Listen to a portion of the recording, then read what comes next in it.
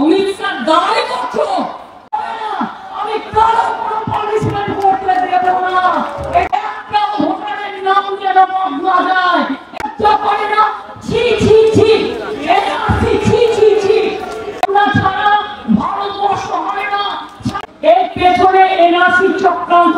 নির্বাচন কমিশনকে পরিচালনা করছেন কেন্দ্রীয় স্বরাষ্ট্রমন্ত্রী অমিত শাহ। বাংলা ভাষার উপর আক্রমণের প্রতিবাদে বুধবার ঝাড়গ্রামে আয়োজিত সভায় এই অভিযোগ করলেন মুখ্যমন্ত্রী মমতা বন্দ্যোপাধ্যায়। তিনি বলেন, নির্বাচন কমিশন অমিত শাহের দালালি করছো চেয়ারে বসে।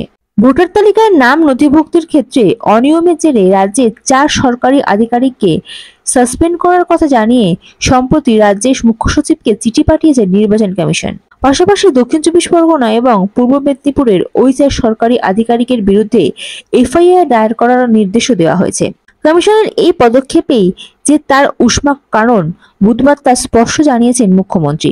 সেই সঙ্গে তার সরকার যে কমিশনের ওই নির্দেশ মানবে না সে বার্তাও দিয়েছেন তিনি। মুখ্যমন্ত্রী বলেছেন, আমি কারোর কোনো পানিশমেন্ট হতে দেব না। মমতা বন্দ্যোপাধ্যায় বলেন, নির্বাচনের এখনো অনেক দেরি, তা সত্ত্বেও কমিশন অতি সক্রিয়, এখন থেকে সাসপেন্ড করা শুরু করেছে। স্বাধীনতা আন্দোলনের জন্ম দিয়েছিলেন কারা? বাংলা। বাংলার নবজাগরণের জন্ম দিয়েছিলেন কারা? বাংলা। ভারতবর্ষকে বাংলা ছাড়া ভারতবর্ষ হয় না, সারা বিশ্ব হয় না। মনে রাখবেন, বাংলার প্রতিভা, বাংলার ট্যালেন্ট, বাংলার ছাত্র, বাংলার যৌবন, বাংলার মহিলা, বাংলার তপশিলি, বাংলার আদিবাসীরা কাজ করে। আজকে আপনারা কি করছেন?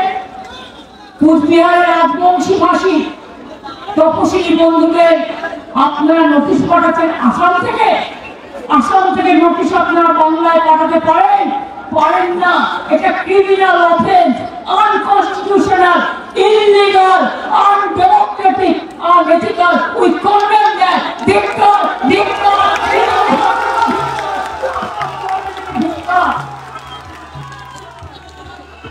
আজকে আমরা সবাই ভোটার, হঠাৎ করে বিজেপি ঠিক করলো কি করে জিতবো? নামবদ্ধ। এবার কি বলছে? দুয়ার সবার ভোট নতুন করে করতে হবে। আগে কথাটা শুনে নিন, এটা টাইম পাবেন। কি বলছে? নতুন করে সবাইকে ভোটের নাম তুলতে হবে। কেন? এটা বিজেপির চালাকি। এর পেছনে এনআরসি চক্রান্ত আছে। সবাই ভালো করে শুনুন, মাথায় রাখুন। আসামে 7 লক্ষ বাঙালিকে বাদ দেওয়া হয়েছিল, যারা কিন্তু হিন্দু বাঙালিও ছিল। সংখ্যালঘুদেরও বাদ দিয়েছেন। আজকে রাজবংশী তপশিলি সম্প্রদায় কুচবিহারে নোটিশ পাঠাচ্ছেন। আলিপুরদুয়ার তপশিলি শীল পরিবার নোটিশ পাঠাচ্ছেন। মধ্যপ্রদেশের একটি ট্রাইবেল মেয়ে, তার বাড়ি বাংলায়, তাকে বাংলাদেশে পাঠিয়ে দিয়েছে। এত অত্যাচারী আপনারা বিজেপি, লজ্জা করে না? ছি ছি ছি, ছি ছি ছি। এই ভোটার লিস্টের নামে বিজেপি পার্টি লিস্ট তৈরি করে একটা ভোটারের নাম যেন বদলা যায়, এটা মাথায় সবাইকে রাখতে হবে। ভুলে যান পার্টি, ভুলে যান রাজনৈতিক দল। আপনার ঠিকানা আপনাকে রক্ষা করতে হবে। সরকারি কর্মচারীদের ভয় দেখানো হচ্ছে। কালকে আমার 2 অফিসারকে নোটিশ পাঠানো হয়েছে, কিনা তাকে সাসপেন্ড করা হলো।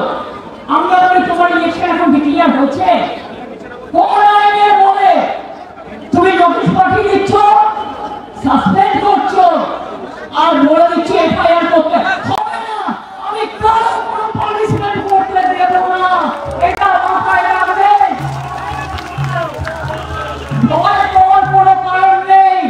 বিজেপি রবীন্দ্রনাথ ঠাকুর গান্ধীজি কে নিয়ে একটা কবিতা লিখেছিলেন, সেখানে লাস্ট লাইন ছিল, ভয় না পেলে ভয় দেখাবে কাকে। আজকে কি বলছে? তুমি অফিসারদের ভয় দেখাচ্ছ, পুলিশকে ভয় দেখাচ্ছ। শুনুন, আপনাদের প্রোটেক্ট করার দায়িত্ব আমাদের। আমরা আপনাদের রক্ষা করবো জীবন দিয়েও। কোনো চিন্তা করবেন না, কেউ হতাশ হবেন না। 2 মাসের জন্য ইলেকশনে আপনারা আসেন, আবার উড়ে চলে যান বসন্তের কোকিলের মতো। এখন ইলেকশনের অনেক দেরি আছে, 8 মাস দেরি আছে। এখন থেকে সাসপেন্ড করতে শুরু করেছেন হরিদাস, কিচনাস, বিজেপির বন্ডেড নেবারেরা, বিজেপির বন্ডেড নেবার। লজ্জা করে না? তুমি তোমার ক্ষমতা জানো না? অমিত শাহ দাঁড়ে করছো চেয়ারে বসে, হোম মিনিস্টার নিজেকে মনে করেন উনি যা বলেন তাই হবে। বাবা সাহেব আম্বেদকরের কথা চলবে না, মিশ্রার কথা চলবে না, নজরুলের কথা চলবে না, স্বামীজির কথা চলবে না, নেতাজির কথা চলবে না, রবীন্দ্রনাথের কথা চলবে না। কে ভাই তোমরা? Bureau report, ND Bangla news. সবার আগে সব খবর, সঠিক খবর পেতে ফেসবুক পেজটি ফলো করে এবং ইউটিউব চ্যানেলটি সাবস্ক্রাইব করে রাখুন আর শেয়ার করতে ভুলবেন না।